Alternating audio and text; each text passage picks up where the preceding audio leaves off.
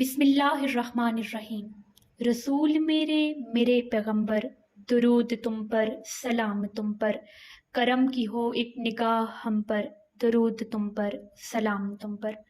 صدر ذی وقار، خالق کائنات خود بھی رحمت کا حامل ہے اور آپ کی عظیم محبوب صلی اللہ علیہ وآلہ وسلم بھی امن و سلامتی میں کامل ہیں، بلکہ یہ حضور اکرم صلی اللہ علیہ وآلہ وسلم کے خلق عظیم، عفو و درگزر اور رحمت عمیم ہی کا فیضان ہے کہ آپ کے جانی دشمن بھی آپ کے جانثار ساتھی بن گئے اور دیکھتے ہی دیکھتے ہزاروں مربع میل پر عظمت و سطوت خداوندی کا پرچم لہرانے لگا اور معمورہ عالم نور توحید و رسالت سے جگمگانے لگا۔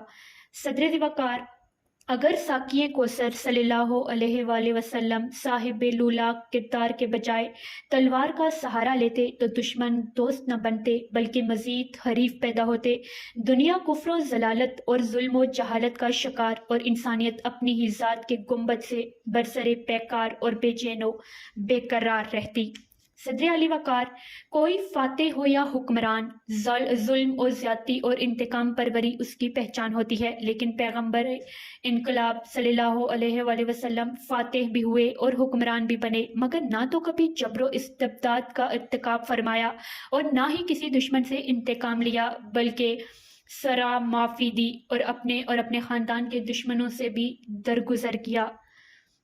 علی وقار، کسی شخص کی امن پسندی کا جائزہ لینا ہو تو اس کی حربی حکمت عملی ایک بہترین معیار ہوتا ہے، کیونکہ دنیا کا کوئی سپہ سالار ایسا نہیں ہے جو دوران جنگ بھی امن و سلامتی اور محبت و شفقت کا لحاظ رکھے۔ حالانکہ مشہور مقولہ ہے کہ محبت و جنگ میں سب کچھ جائز ہے، گویا جنگ میں جانبداری اور نرمی کا کوئی دخل نہیں ہے، مگر آپ صلی اللہ علیہ وآلہ وسلم نے میدان جنگ میں کبھی کہیں جارحانہ عزائم کا مظاہرہ نہیں کیا، بلکہ مدافعانہ رویہ آپ صلی اللہ علیہ وآلہ وسلم کا نصب العین رہا۔ معاہدہ مدینہ محض اسی امن پسندی کے لیے کیا، ورنہ مشرکوں اور کافروں کی سازشیں اور جنگیں کسی طور بھی نظر انداز کرنے والی نہ تھیں۔ علی وقار،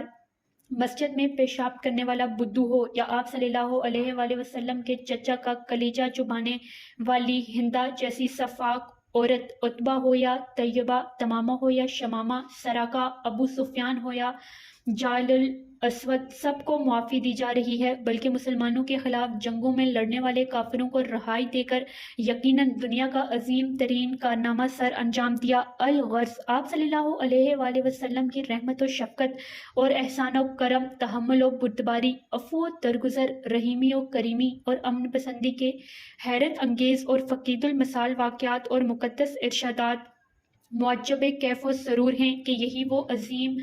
ہستی ہے جو امن و چین اور خیر و سلامتی کی دائی ہی نہیں، علم اور اسوہ حسنہ میں اکمل بھی ہے۔ سلام آقا، درود آقا، سلام خیر الانام آقا۔